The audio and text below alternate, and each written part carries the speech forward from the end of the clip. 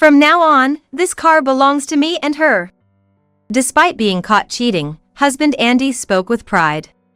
It was utterly baffling to see him like that. How could he be so cheerful, act so superior towards me? It felt like we were living in completely different worlds. But if he's happy to take the car, I couldn't be happier. The monthly loan is $3,000, though. He'll figure something out. Okay, I wonder if he's okay with the $3,000 loan. When I accepted Andy's request with a nod, he started smiling in a way I had never seen before. My name is Samantha. I'm 38 and work at a design company. I thought I was living a happy life without any particular worries in my job or personal life. But occasionally, I find myself pondering one thing. When will I ever get married? At nearly 40, I don't even have a boyfriend, let alone married. My dating experience is limited. Before I knew it, all my friends were married, leaving me feeling left behind. There were times I thought about giving up on marriage, but seeing my friends happy made me dream about it again. My life changed significantly one day after work. Feeling good, I decided to go for a drink alone at a pub. Entering a bar I noticed, I ordered some drinks and appetizers. While waiting and looking at my phone, I noticed a man approaching me. "Lady, are you alone?" A man came over and peered at my face. This was the beginning of my encounter with Andy, who would later become my husband. "Well, yes, I'm alone." "Really? Then let's drink together. Shall we?" Without waiting for my response, he sat down in front of me and tilted his glass. "Wait a minute." "Come on, it'll be just for a bit." "Just for a bit, then." With that thought, I accepted him. But I didn't have the energy to talk to anyone else at that day. As I looked down, he started talking on his own. Eventually, we exchanged numbers and parted ways. I thought our relationship was over, but 2 months after we first met, I and Andy had become close, meeting frequently. As we exchanged contacts, I found myself gradually drawn to him. Talking to him, my feelings would calm without notice. I sincerely wanted to talk more. When he said he wanted to see me, I genuinely felt happy. Surprisingly, I never imagined I could harbor such feelings, leaving me astonished.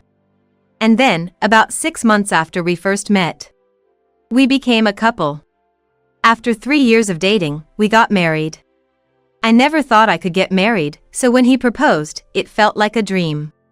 But I realized it was the peak of happiness only after everything ended. After marriage, he changed drastically. It made me wonder if his personality during our dating was a lie. About a month into our life together, he suddenly became distant. No matter what I asked, whether he would be late coming home, or what he wanted for dinner, he would just respond with, yeah." A disinterested reply. "Hey, what's wrong lately? You seem down. Leave me alone." "It's none of your business." I wondered if he had come to dislike me. Seeing his attitude worsen day by day, my anxiety grew. Still, I was happy he came home. He would eat the dinner I made, and we still shared a bedroom.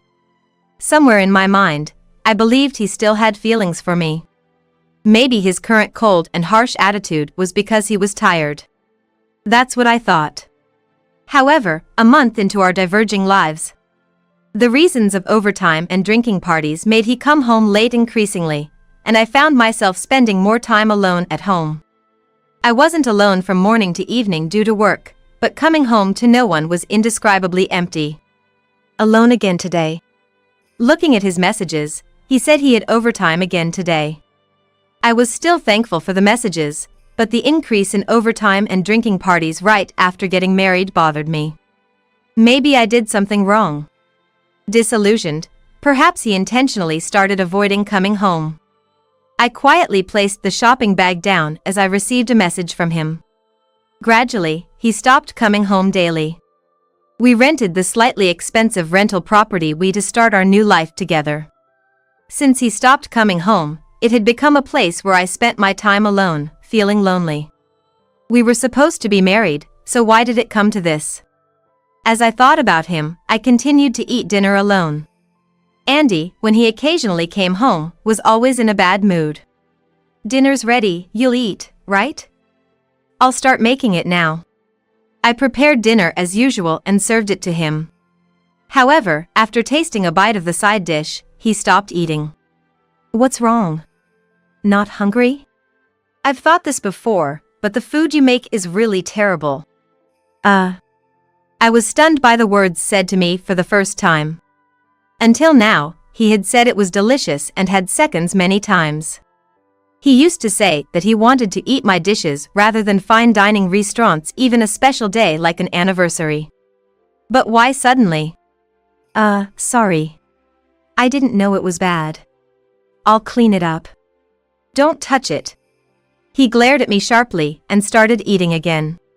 But he didn't look like he was enjoying it, his face always crumpled. He started to complain about the cleaning and laundry I did. The coffee cups weren't aligned, a picture hanging was tilted. Even a single hair on the floor was enough for him to complain. I work too, so some imperfections should be expected. I began to wonder if it's normal to fuss over such minor things. Of course, I've mentioned several times that I can't do housework perfectly because of work. But he wouldn't budge. In the end, it always concluded, "Just shut up and do as I say." With him yelling. Sigh. The stress piled up each time I interacted with him. I started to doubt whether marrying him was the right decision. Various emotions swirled, and I even considered divorce. But the fact that I got married at this age, and thinking about the hassle of divorce proceedings, I couldn't bring myself to act. I thought I just had to endure it. Such thoughts had developed over time. But before we got married, I made a significant purchase. It was a luxury car from a well-known brand. Of course, I couldn't pay in full, so I took out a loan. I wasn't particularly into cars, but there was one model I had always dreamed of. I was happy to have it as an adult, and it motivated me at work. I drove it to work and received compliments from car-loving colleagues. Initially, Andy praised the car. "That's amazing. Good for you." That's what he said. But as his attitude changed, he began using the car without asking. It was inconvenient because I needed the car for work and shopping.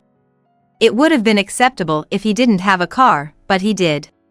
Yet, he preferred mine, which bothered me. Because of this, I had to use the bus for work and walk for shopping. I've addressed this issue with him. "Hey, could you stop using my car without asking? I need it too." "Come on, it doesn't matter." "It does matter to me." "Well, I don't care about you. You're managing with the bus, right? That's fine.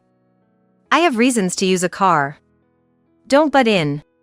"Even though you have your own car?" "Your car is better. Just let me do it."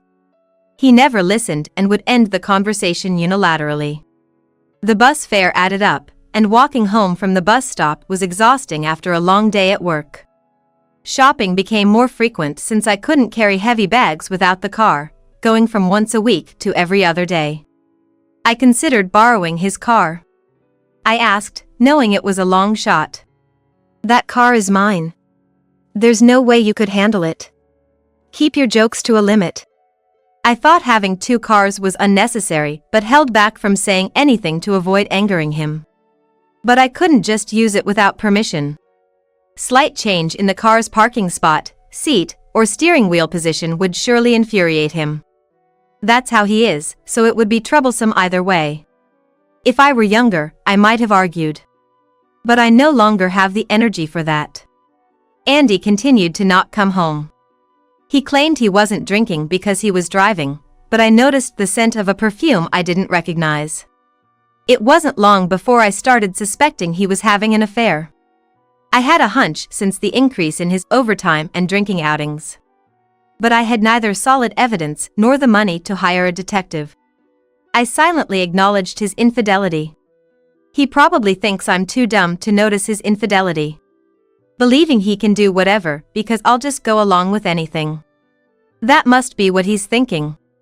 The marriage I had imagined was far too different from reality. I dreamed of a warmer, kinder relationship where we cared for each other, going on little trips on weekends, enjoying tourist spots. I dreamed of such a family. I thought I could achieve that with Andy, but it was impossible. It feels like this will be my life forever. I sighed and began preparing dinner for one. But then, one day, something happened that changed everything. It was on a day I came home late from overtime. I usually let Andy know when I'll be working late. I did that day too, but I finished earlier than expected and came home. No reply from him. Probably, he wouldn't be home again today. Feeling down, I walked home, but something was different when I arrived. My car was there. Usually, he used to use my car, so only his car was supposed to be parked. It was unusual. Thinking this, I went to enter the house. But then I saw it. The car was slightly shaking. I should have just been inside the house, but I approached the car out of curiosity. I could hear voices inside. Andy and a woman's voice. I moved closer to hear the conversation. "Do you love me, Belle?" "Yes. I do." The woman's name seemed to be Belle. Listening in, I heard a conversation I had expected but wished not to hear. "I want to divorce soon. I want to marry Belle. I'm happy. How have things been with your wife lately?" "We don't talk. I don't want to. Why did I even marry her? I'm always with Belle, so there's no real conversation, right?" "That makes sense." I felt ridiculed. My heart ached, and I felt indescribably sad. I didn't want to hear any more. I quietly stood up and was about to enter the house when my bag hit the car and made a noise. Too late, I realized my mistake. Andy peeked out from the driver's seat, seeing me. "Ah. You. Why are you here?" You let your wife hear this. This is the worst." Andy got out and confronted me. "You said you had overtime today, right? Why are you back so early? Overtime means later, right? Did you lie to me?" "I didn't lie. I really had overtime. But it seems like, whenever I say I have overtime, you do this?" I hoped he would falter at my accusation, but having been caught with Belle, he seemed resigned. "Yeah. So what? Is it so bad?" "It is bad. We're married, you know. What you're doing is cheating. And, how dare you use my car to see another woman?" "So what? I'm using it now." Andy showed no remorse. Then he said something astonishing. "This car is now ours." I was speechless. My saying my car probably prompted his bold statement. But then, something inside me broke. I'd gladly hand over the car, including its loan. Okay, the loan is $3,000 a month though, hope that's okay. I was paying a $3,000 monthly loan. It was a bit of a stretch, but I thought I could manage with my current income. Paying the loan for the car which he was using seemed absurd. "But you'll have to pay the loan." "What? Why? You keep paying it." "Why don't you want to pay? Can't afford it? With your own car and rent, you can't, can you?" Provoking him, he became even angrier. "What do you mean I can't afford it?" "Fine, I'll pay." He was probably underestimating the amount because I had been paying it. Later, I transferred the loan and ownership of the car to Andy. During the loan process, I was handed a document detailing the loan by the agent, but there was no particular surprise at the amount mentioned. Whether Andy could really afford the $3,000 or had not thoroughly reviewed the document was unclear. He seemed solely focused on finishing the procedure quickly. After the procedure was completed, the process moved on to divorce. This time, due to infidelity, I hired the lawyer and chose a collaborative divorce. I told the lawyer about submitting the dashcam footage from the day the affair was discovered, seeking divorce and compensation. The lawyer gladly took on the case, and after weeks of preparation, The day to settle things with Andy finally arrived. Andy was visibly angry, and Belle was sitting next to him, looking defiant. Despite being told multiple times that hiring a lawyer was overkill, I couldn't disagree more. As the discussion progressed, it was revealed how they met and who Belle was in the first place. Apparently, she is the daughter of an executive at the company where Andy works. She also worked in the same company, same department, and they were acquainted. Of course, Andy knew she was the executive's daughter when they became involved. While he was at fault for initiating, she, knowing he was married and still engaging, was also to blame. I demanded a divorce and compensation from Andy. He said, perhaps out of stubbornness. Compensation. Divorce. Do as you like. I can pay whatever compensation you want. However, Belle seemed desperate not to have Andy pay the compensation. If you pays the compensation, it'll reduce the money I can spend. What a way of thinking. It seemed she was planning to marry Andy after our divorce. Are you okay with your family and company finding out about this? Huh? Do whatever you want. Belle must think my words are merely a threat. Well, if she says to do as I please, then so be it. Since Andy and I both intended to divorce, it was finalized that day. Andy agreed to pay the compensation, and we dissolved the marriage. Of course, Andy and Belle's relationship was later exposed to her company.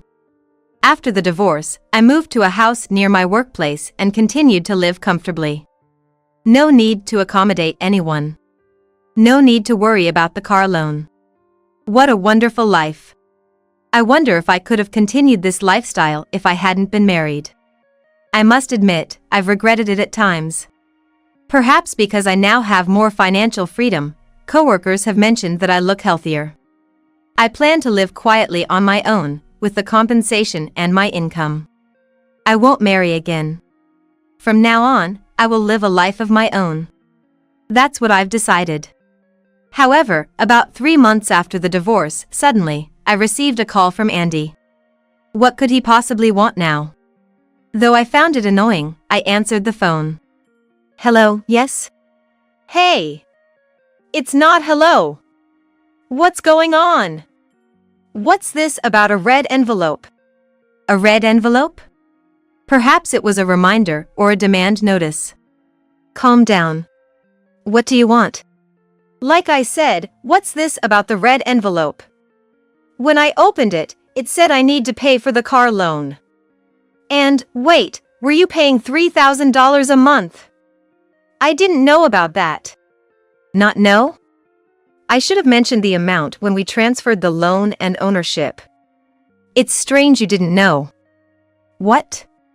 You didn't look at the amount because I was paying it effortlessly? You can't expect me to have thought it was $3,000. Hey! Can't you change it back so you're paying it now? Such a convenient man. After all, Andy would be the one using the car, even if I paid for it.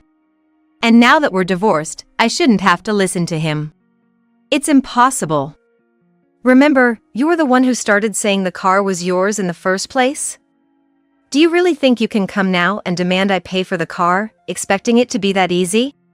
Don't say that. We were married, right? Even though we're divorced, we were in love, weren't we? Can't you help me out when I'm in trouble? In love. Help out in trouble. What is he talking about? I understand we were married, hence in love.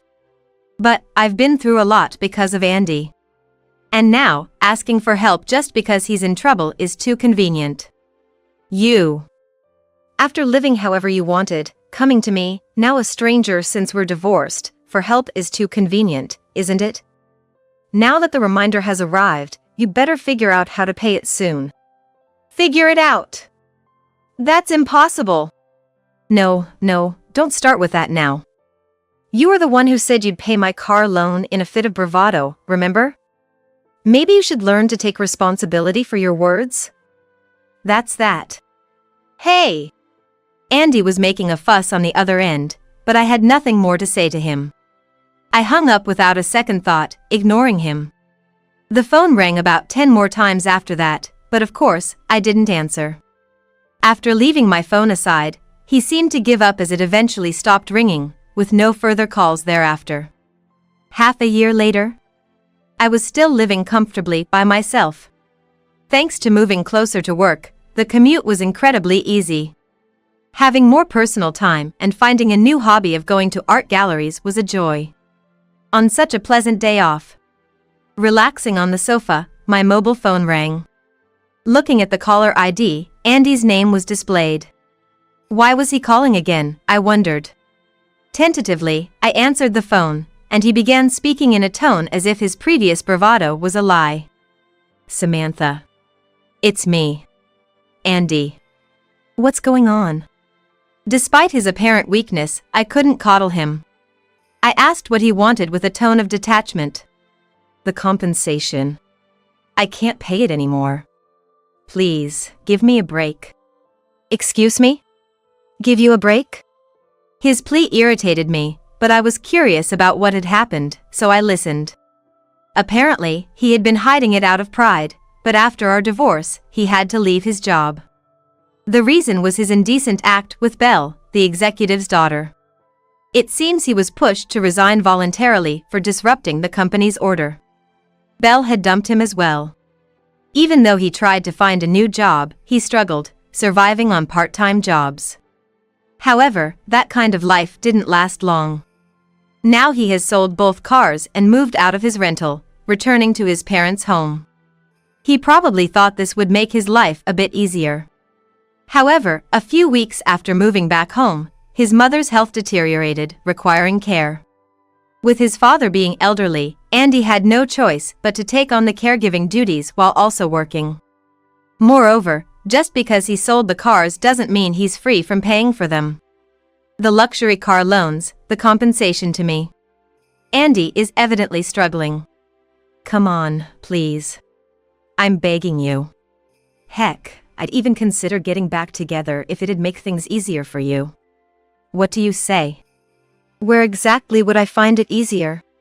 Without much thought, getting back with Andy now would mean taking on the responsibilities of his parents' care, the loan payments, and other living expenses. He would likely quit his job and leave all the housework to me, as before. Life was hard enough when we were together. Jumping back into an even more difficult situation is unthinkable.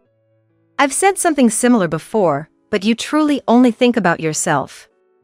You probably just want to live in my house and have an easy life, right? That's not it. I can't believe that. Do you have any idea how much trouble you've caused me? Caring for parents is tough, you say? Forced to quit your job? Dumped by your girlfriend? All of that wouldn't have happened if you hadn't cheated, right? Andy fell silent. But I continued to press him. I wonder why I ever married someone like you. I'd be angry with my past self if I could. Don't marry Andy, you won't be happy, and you're still talking about getting back together? That's a bit crazy. If you were truly remorseful, such words wouldn't come to you. So, I expect you to continue paying the compensation. Please. Begging someone you once looked down on must be humiliating. No matter how much you beg, I won't listen. So, don't contact me ever again. Hey! Samantha! I hung up the phone. After that, Andy seemed to have given up, as I received no further contact from him. No messages, nothing. The desperation was clear from that call, but listening to his condescending tone, I wondered if he still thought he wasn't at fault, pondering why this was happening to him. Well, the compensation has continued to be deposited after that last call, so he must be managing somehow. Half a year after Andy's last attempt to contact me, I continue to live a comfortable life on my own. I've kept up with my new hobby of visiting art museums. My room is now filled with art books and postcards purchased from museum shops. Lately, I've been thinking about visiting art museums abroad. There's a lot I ponder about married life, and even if I were to be reborn, I doubt I'd want to marry. Honestly, I see no good in getting married. For now, I'm just thankful for this comfortable life I can enjoy on my own.